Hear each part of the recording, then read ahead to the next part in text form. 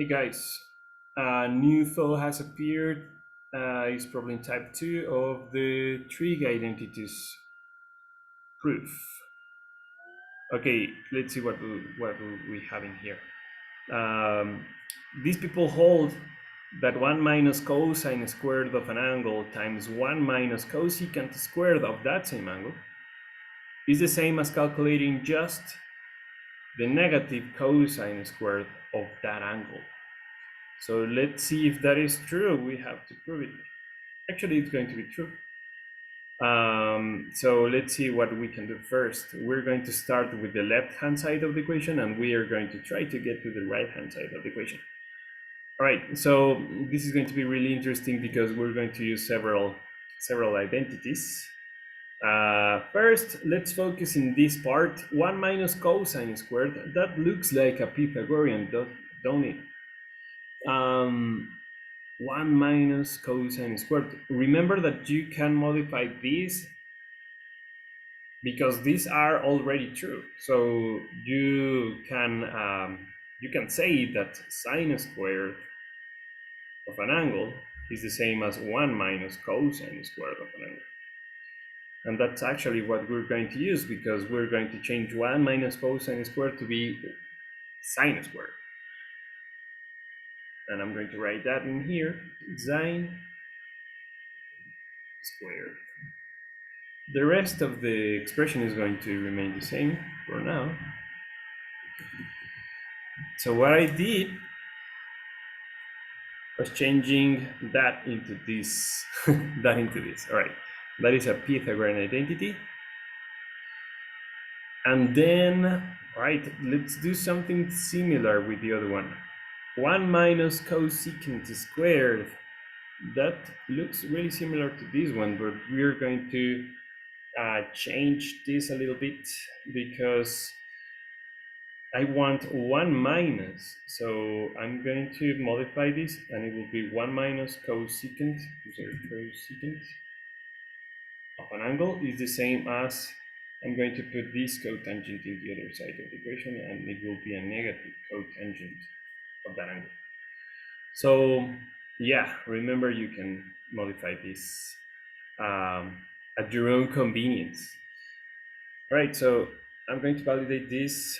I always forget to validate, but it will be the same. Sine squared of an angle, and I will keep the parentheses in here.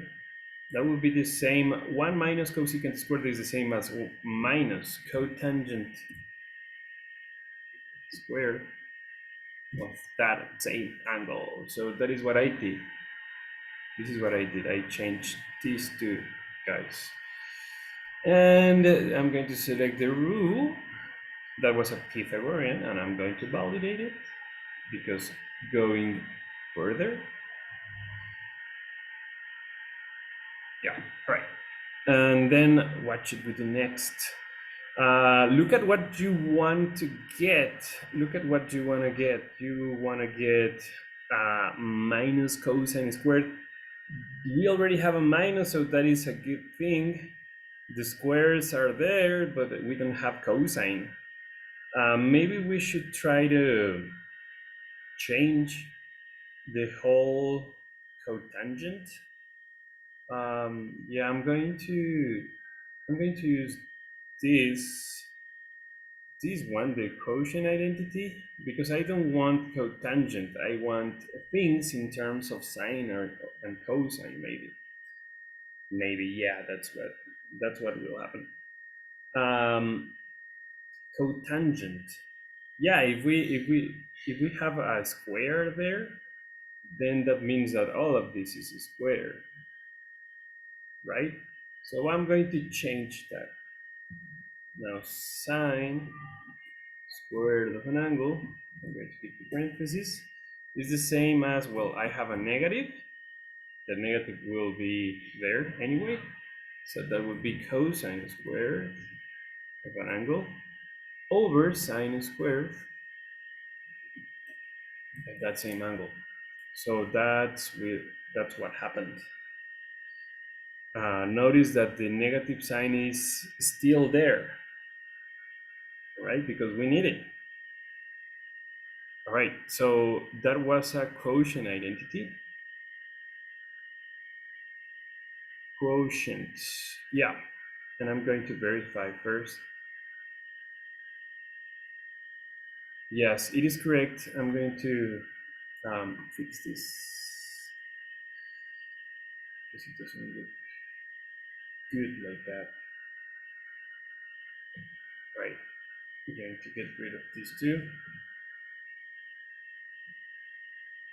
All right. So yeah, I think we have done the most of it, because sine squared over sine squared is just 1. So I'm going to write minus cosine squared of the angle. That is the only thing we had after the cancellation, and that is an algebraic manipulation validated. The proof will be complete, and we're done. Thank you, guys. Oh, check it.